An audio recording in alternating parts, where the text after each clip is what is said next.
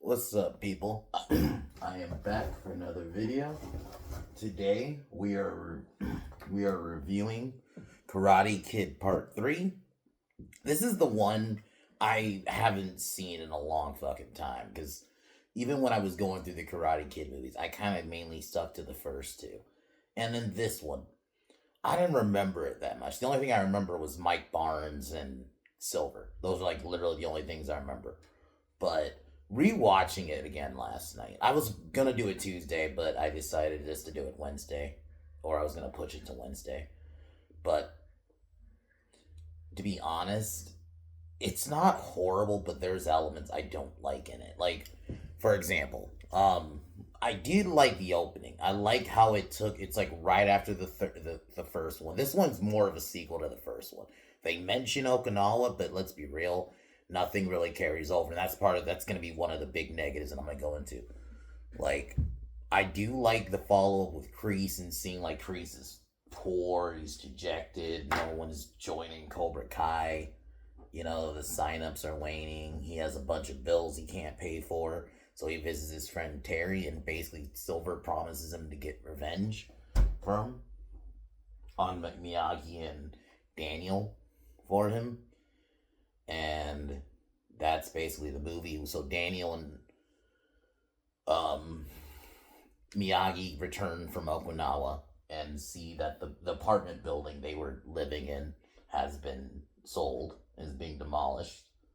So, and Daniel's mom, who was like a quick 2-second cameo, is having to take care of her sick mother.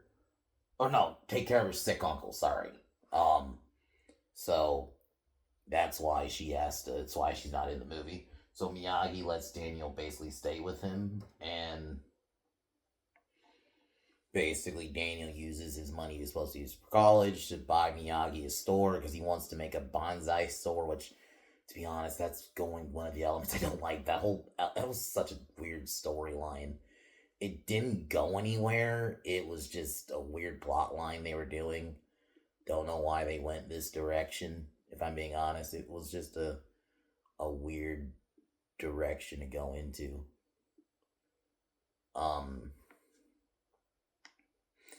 But I did like the stuff with Kreese, like that opening where it went through like that whole thing. I did like that, but then it just movie falls off a cliff. Like, I don't like what they do with Daniel. Even Ralph Macchio has said he didn't really like the movie because he basically said how much it regressed his character, and it kind of does. Like, for some reason, Daniel is like a whiny bitch again, and it makes no sense considering he had to fight for his life against Chosen in the second movie. He shouldn't have no. I'm not even saying he shouldn't have no trouble, but he definitely shouldn't be scared of Mike Barnes. And it was like he was reverted back to the character he was in from the first movie, but it makes no sense here. Like, I did like Mike Barnes' antics. Like, they did make you like of like Daniel's opponents up, even Chosen.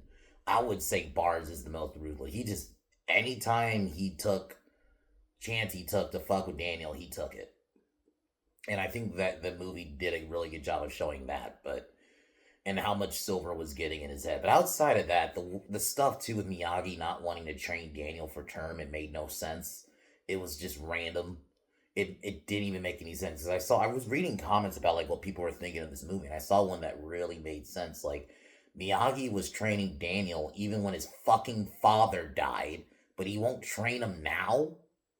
Because it's not like Mike Barnes is simply bullying Daniel. No, this dude, like, and then yeah, there's this girl Robin, I think is her name, who she does come back in karate in Cobra Kai.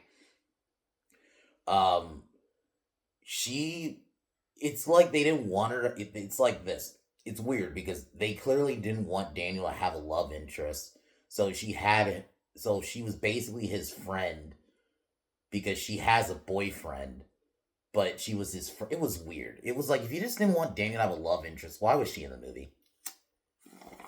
And it makes no sense. It was like it's like they kind of wanted, maybe it was like a weird, like maybe a couple people wanted Daniel to have a love interest and then somebody else didn't want it. It feels like that because it makes no sense why she was written this way because her character really makes no sense.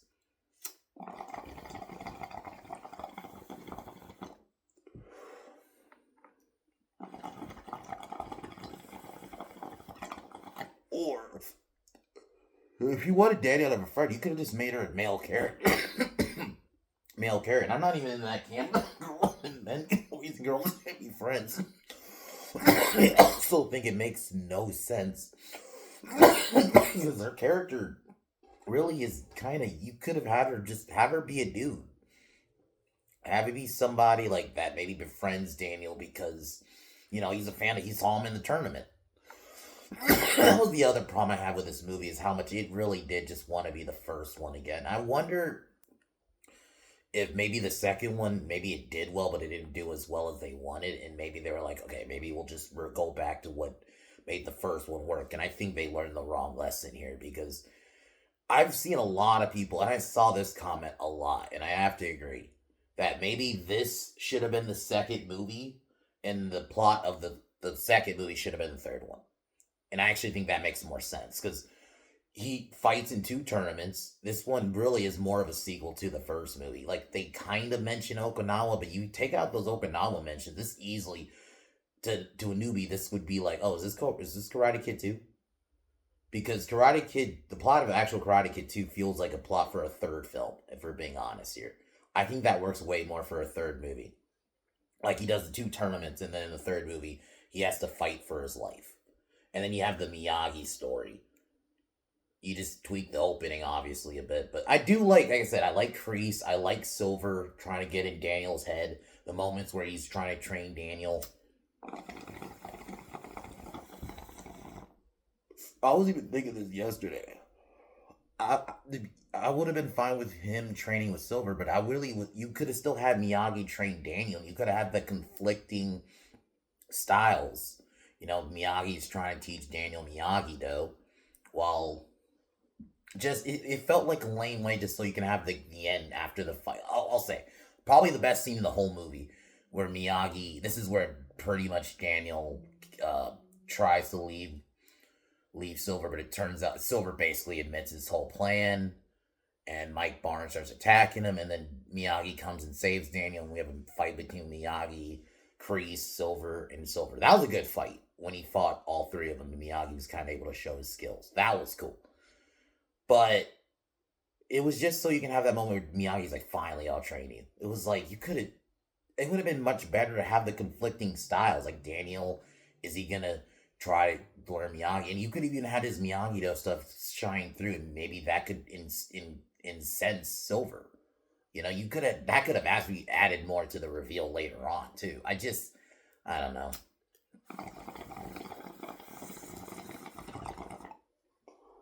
The bonsai tree stuff is like, I don't care for that element of the movie. The bonsai store, I don't understand what they were going for with that. That just felt weird. Because it's weird. I like the idea of Miyagi and Daniel living together, but then the movie, I don't really think explores it that much. Not really. Like, if you're gonna have them live together, you could have did something with that.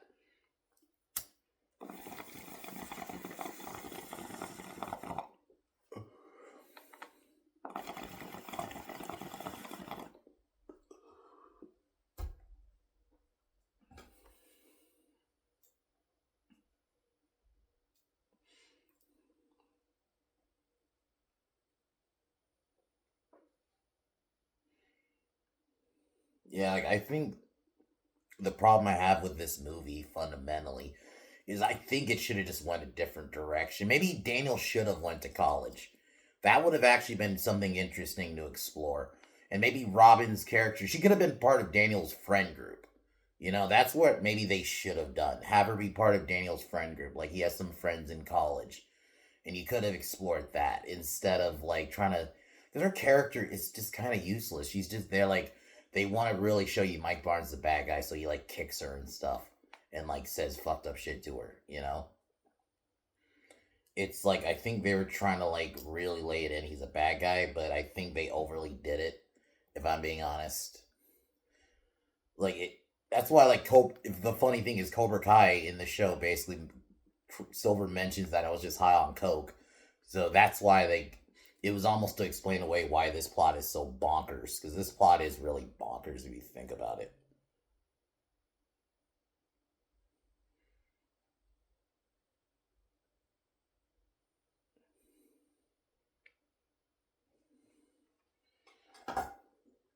But like I said, the Kreese Silver stuff is good.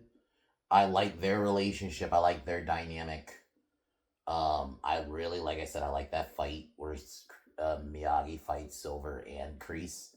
Thought that was good, especially just to see Miyagi kind of show off his skills.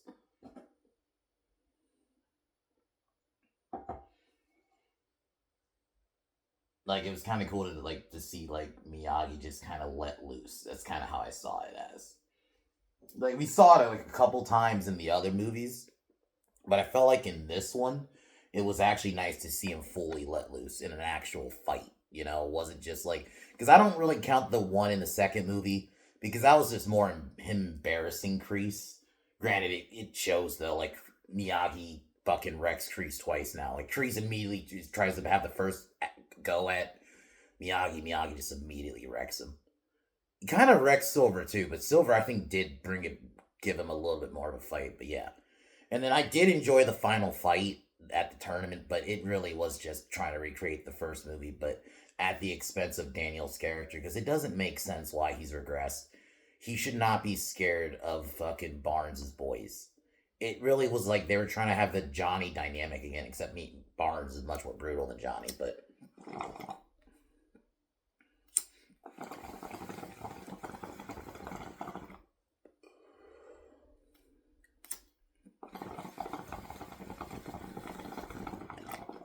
if I'm being honest, dude, I just thought of it.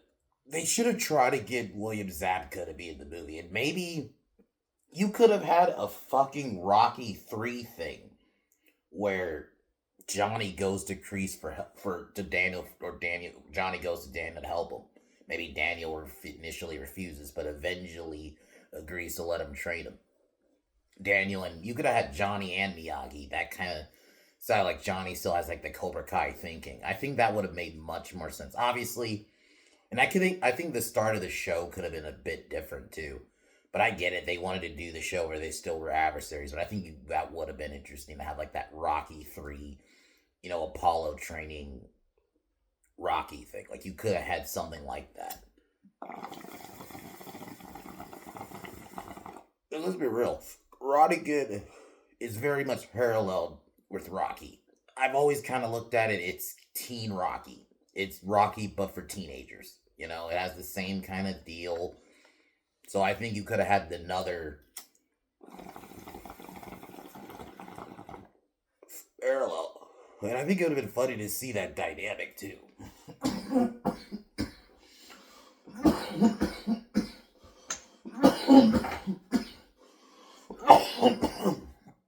But I guess we can kind of start getting into the movie now. Later, I plan on still doing In the Lost Lands. See how bad this piece of shit is gonna be. I mean, it's Paul W.S. Anderson, so I'm expecting basic. And Mila Jovovich isn't necessarily a bad actress. I think when I outside of Paul W.S. Anderson stuff, like, obviously she's in Fifth Element, and she's really good in that. Like, it really bothers me they've never tried to have her do the Lilu type of role again. They always want her. It's because I don't think Paul W.S. Anderson was that Hellboy movie where she was a villain, but it seems like in movies, especially when Paul W.S. Anderson's directing, he just basically wants her to be Alice and everything, and I'm basically expecting her in this movie to be that. She's basically just gonna be Alice again, but in like a, I don't know, like some I don't know if it's supposed to be a dystopia wasteland kind of movie, but yeah. The only thing, like, if I have any positives, Paul W.S. Anderson does know how to do action scenes when he tries. When he doesn't like go uber over the top, he can do action scenes. So I can expect some decent action, but I don't think it's gonna be really a good movie at all, that plot wise. And I have a feeling they're gonna have Batista just be generic action guy, and when they try to have him be that, I don't think he can do it, because It's either have him be Drax or generic action dude. Just because if I'm being honest, there's other actors who can kind of fill that role better. But yeah, so I'll be reviewing that tonight. If not, definitely tomorrow morning. But I'm gonna do it. I'm gonna try to do it tonight. And then figure out what we're gonna do tomorrow. I was gonna do Time Cop tomorrow, but now that uh, I'll just say this. I'm not gonna go too into it, but Jean-Claude Van Damme is in some crazy legal shit right now, and it has to do with the move, a theme that my Working Man review talked about. I'll just say sex trafficking. So he has allegations of that. I'm not innocent until proven guilty, but I don't feel right now doing that. So I'm kind of happy I at least got a Universal Soldier out the way. But what I'll do is I'll find something else to review tomorrow. But yeah, let's get into Karate Kid Part 3.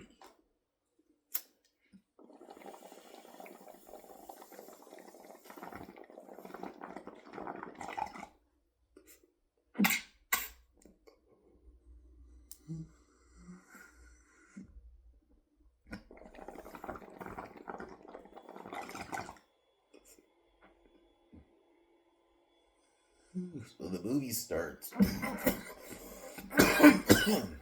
Kinda. It's supposed to be like 8 months or so. Because so Grace says a light is silver. Like I haven't had a student in 8 months. So I'm assuming at least at the point this movie starts, it's like 8 months. 8 months after Karate Kid 1.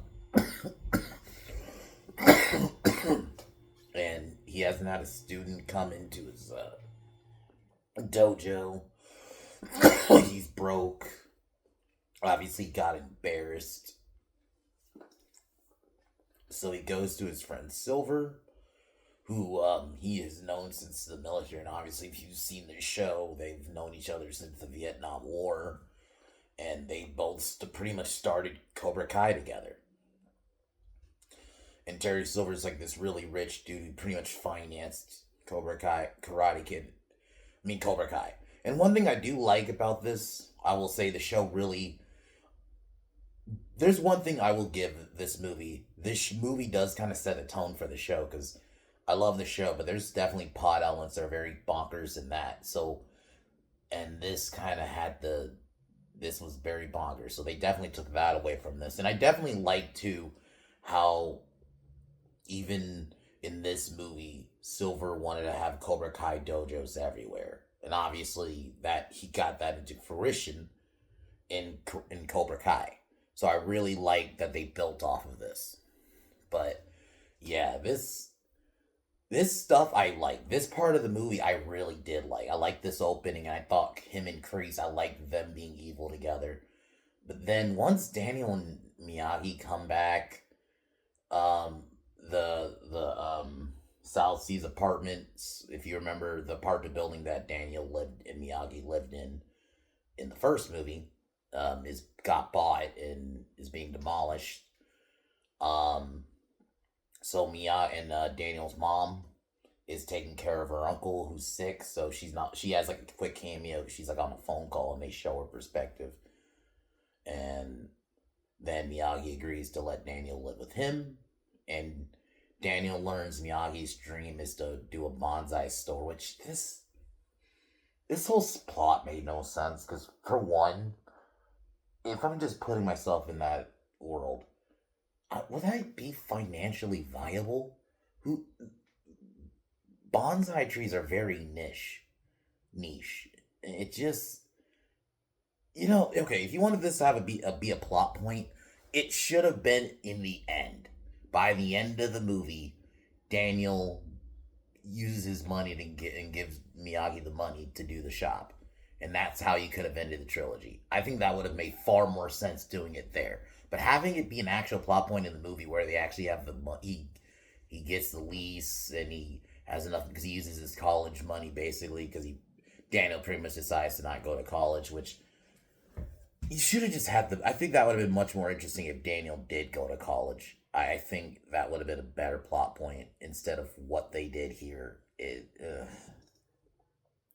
This movie, man, like the Daniel, really everything around Daniel is the, and it unfortunately, because let's be real, Daniel is the story. He is the main character of these movies. So if the plot's bad with him, the story's gonna be bad.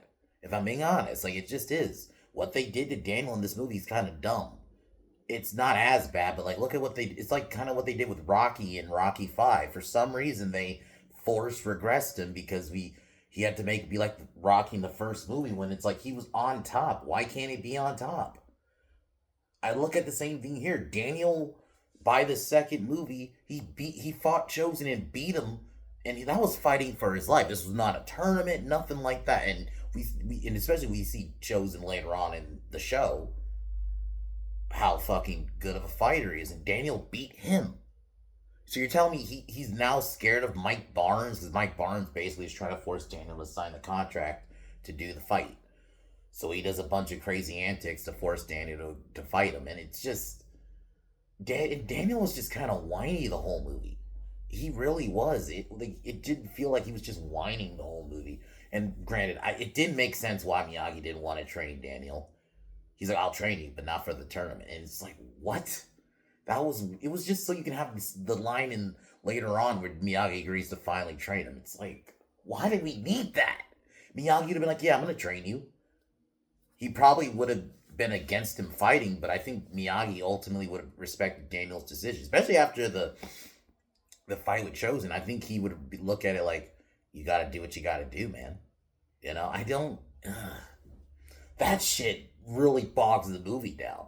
That's why, if I'm being honest, if I'm being objective, I have to give this movie like a 5. But like, it really is a 5. Like, it just, the Daniel stuff, man. And the more I think about it, it fucking frustrates me. It's like, why do they go this route? Why is Daniel all scared again? He should have, like, at least have Daniel beat up some of the other guys. There's a scene where he does that. This is the scene where they break in a shop and try to break everything. But then he gets wrecked by Barnes. And I get it. They were trying to say he's the bad boy of karate. But he should not be as scared, though. Like, they had him, like, regressed. And even, like, Ralph Macchio has said it in an interview where he doesn't really like this movie because of what it did to Daniel's character. He felt like he regressed. And especially when you see him, obviously, and I get it, this is years later. But even where he is in the show, Daniel's a pretty good fighter. He's not the best, but he's a good fighter. And he can handle himself. There's been moments where he's had to fight multiple guys in, like, the first season. When he had to save Robbie. He takes out, like, 3 guys. Great, I get it. These were, like, just random, regular dudes. But still. Like, but Daniel's able to hold his own. But for some reason, he's scared again. Even though it makes no sense. Because after the Chosen fight, he should be able to hold his own. Ugh. So, I'll just jump ahead. Daniel's trying to get a certain, okay, her name's not Robin. The character's name is Jessica, who basically, her character, I'm just gonna be honest, it was weird. It was like they wanted to have a female character in the movie, and that's fine, but they didn't want her to be a love interest, so they said, oh, she had a boyfriend. But then we never saw the actual boyfriend in the fucking movie. It was weird. It was like, how are you going to say she has a boyfriend, but we don't actually fucking see him? She's never with him. I don't even think there was a scene where she goes to a club with Daniel dancing together. Like, I get they're friends, but it was like they wanted to eat their cake and have their cake and eat it too, kind of thing. Like, they wanted to have a female companion for Daniel, but they didn't want to go all the way. It was like they wanted to have this half shit, and it made no sense. That's why it was weird. And I get it. Maybe he wanted to change it up because Daniel had a love interest in the first two. You know, he had Allie in the first one, and then he had Kumiko. But you could have just had it be a dude. You could have had Jessica just be swapped with a guy. Or he has a friend group, and he could have the girl be in it, and that's just a friend of his. Could have made it a female family member, even. Maybe she's like Daniel's cousin or something. That just lives out there. Like, you could have tweaked it, man.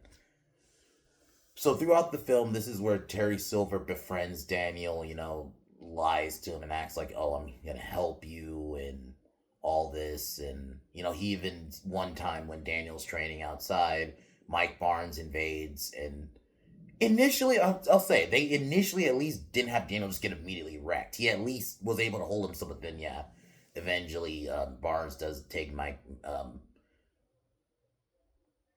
take Daniel down, but then yeah, Silver saves Daniel, and then Miyagi still refusing to train Daniel decides to go to Terry for help, and then Terry starts basically teaching him in Cobra Kai style.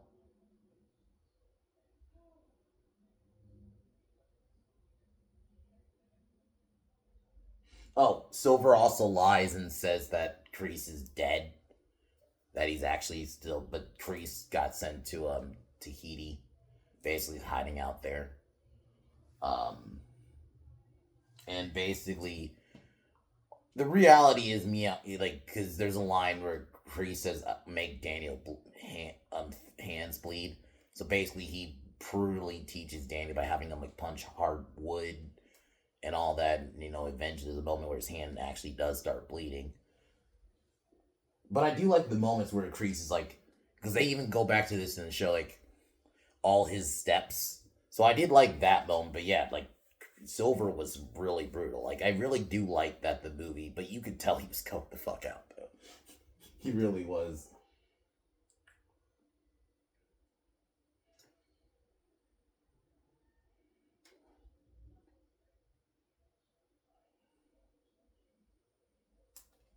And eventually, because Daniel has to start lying to Miyagi about training with Silver.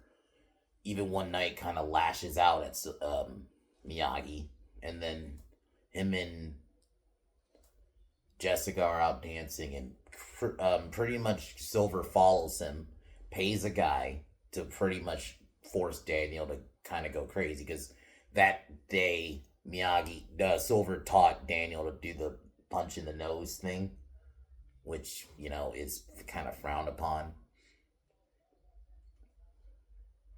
So he pays the guy to harass Jessica, and then Daniel lashes out and has him punch in the face, and then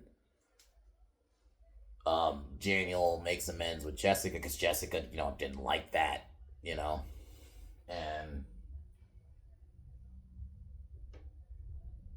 and this is where kind of Daniel realizes he fucked up because he's even trying to go to the guy and try to say he's sorry and try to make amends. Like Daniel realizes, okay, this isn't me. So he goes to Miyagi about what happened, and then Miyagi tells that bonsai that Daniel got for Miyagi was broken because Barnes split it. But it turns out they can get back together and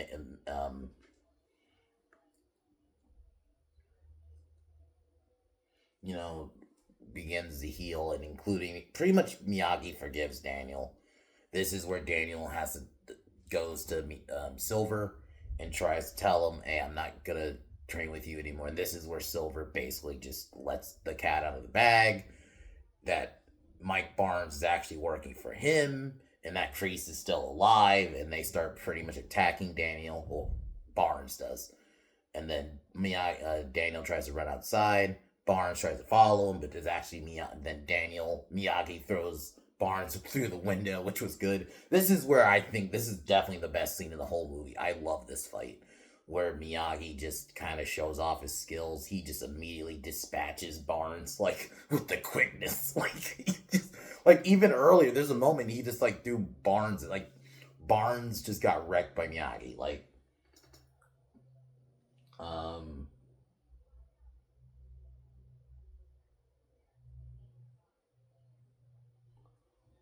and then this is where he pretty much wrecks Kreese really quick, and pretty much wrecks Silver not long after that.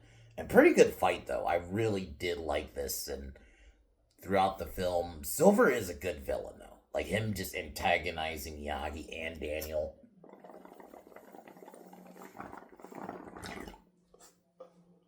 him playing the long game, and even in going to Cobra Kai, jumping ahead of Cobra Kai, Amanda initially is like, "Why is Daniel so scared of this guy?" And they bring Jessica back to basically explain why, and she really goes into like how Silver really got in Daniel's head and manipulated him.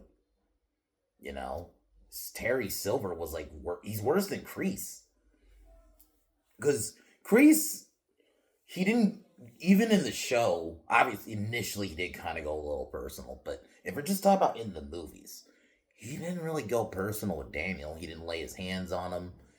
He, even in the third one, it was more Silver doing all that, because initially, like, Silver, when Silver initially suggested this to Kreese was like, "Hey, nah." It wasn't like he was fully in on it, but Silver is evil, and the show really hams that home too. So, but overall, yeah, Miyagi agrees to train Daniel. When it's just like you shouldn't have had all this to get to this moment. You could have had Daniel still be learning from Miyagi and Silver. I think that would have made, like, the conflicting styles would have made for a better movie. I think there's ways you could have really made this movie work better. You know, and it's not like, it's definitely the worst of the three, but it's not dog shit. Like, I can watch this again. Like, if I'm in the mood to go through like all three Karate Kids, I can. Like, there's stuff in here that would make me want to kind of come back to it. Like, it's not inherently like I would never watch again bad. It's just, it is the most disappointing, and especially the Daniel stuff. Where, and then yeah, Daniel starts learning Miyagi Do again while Kreese is train and Silver is training Barnes. Then we get the final fight, which was really good because you had a lot of, like, pretty much Barnes was taking it to Daniel. Barnes really was fucking up Daniel. Eventually, Daniel finally gets the win, and he eventually scores on Barnes and wins the All Valley again, and the movie ends. So, Karate Kid 3 really could have been much better than it was. Like I said, it's not dog shit, but it really is disappointing compared to the other two movies. And this should have been the second movie, and the plot of the second movie should have been the third. It makes more sense having him in the end fighting for his life, not in a tournament. Like, I think that makes more sense for a third film than a second film. Because this one is really more of a sequel to the first one. Like, they mention Okinawa a couple times. Obviously the movie starts with them coming off their flight. And then, like I said, they mention Okinawa a couple times. But it really does feel like the second one didn't really happen, in the sense of Daniel's back to being a scared bitch again. And it makes no sense. It made sense in the first one when he was scared. In this one, it makes no sense. By the second film, by the end of it, he beat Chosen. He should not have been as scared. I get it, they wanted to go the aggressive stuff. They should have leaned more into that. Have him be more aggressive and a hothead instead of him being scared. I think it's like they wanted to do both, and I think that made no sense. Him being scared made no fucking sense at this point. Ugh. Like, the Daniel stuff really is like the worst thing in this whole movie.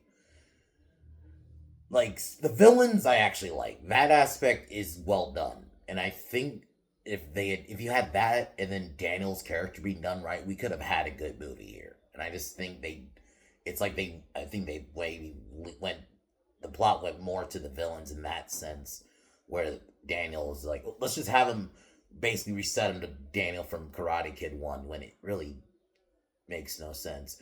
This kind of thing maybe would have been acceptable maybe in a second movie.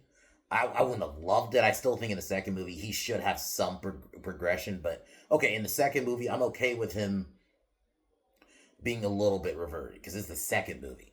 There's other movies that have done that where you're kind of, because you're still early on, but by the third one, especially after what happened with Chosen, he should not have. It doesn't compute with his character development. So Miyagi was good, and like I said, I liked that fight at Cobra Kai studio. That was good between Miyagi and against Kreese and Silver. That was good, but outside of that, that's like the only really good thing in this movie. Everything else just wasn't. I don't know why Jessica was in this movie. The only justification is, unfortunately, the show. And I don't necessarily still think that fully justifies it. That basically they had to add extra content for her to make her character work. Because if we're being honest, she really, if we're just, take Cobra Kai out. Let's say Cobra Kai never happened. Her character just doesn't work in this movie. Not the way they've written her, anyway. So, out of 10, this movie is like a fucking, I have to be objective, it's a 5. This is definitely not one I'd probably watch again. I mean, like I said, I would watch it again if I'm watching it in a trilogy aspect, but if I'm just gonna be like, I'm not gonna watch it on its own. Like, I'll watch Karate Kid 1 and even Karate Kid 2, like, if I feel like I'm in the mood just to watch those on its own. If I'm not just, I'm gonna go through all the movies, I would do that with the first two. This one, I'm not really. This one, I'm just gonna probably only watch if I'm going through all the movies, but yeah, it's not the worst thing ever, because there's good elements in it, but yeah, it's definitely the worst of the trilogy, especially with the Daniel stuff. Like, even when the main actor doesn't even like the movie, the movie has problems. Because he, like I mentioned, he's explained like that he really didn't like what they did with Daniel in the movie. He felt like Daniel regressed, and it was. I think, like he even said, I think the only thing he liked about it was that he got to work with Pat Morita and do a Karate Kid movie in that sense, and do, like, I think that was it. Like, he just liked working with the cast, but outside of that, he didn't like the story. So, and that's why it took Cobra Kai to kind of fix everything about this movie. So yeah, in that sense, this is the worst for sure Karate Kid movie. But yeah, 5 out of 10. But definitely gonna be watching something worse later on tonight in the Lost Lands, and I don't know how Paul W. Sanderson keeps getting to make movies, because even his movies that are not Resident Evil are basically Resident Evil. It's done in the same style. You got Mila Jovovich in here. I'm assuming it's basically, just from the trailers, I could tell. This basically is just going to be, she's going to be Alice again, and then Batista's going to be generic action, dude. There might be some okay action scenes. That's the only positive I think I'll have about it, but I think everything else is going to be absolute shit. Especially the CGI. I'm expecting really bad CGI. So, we'll be watching that tonight and roasting the fuck out of that. And then I'll figure out what I'm going to do tomorrow. And, yeah. But other than that, guys, I'm going to talk to y'all tomorrow. Or a bit tonight. Sorry. Talk to you tonight. Alright, y'all. Peace. Subscribe to Pin Down Podcast. We should be live Saturday.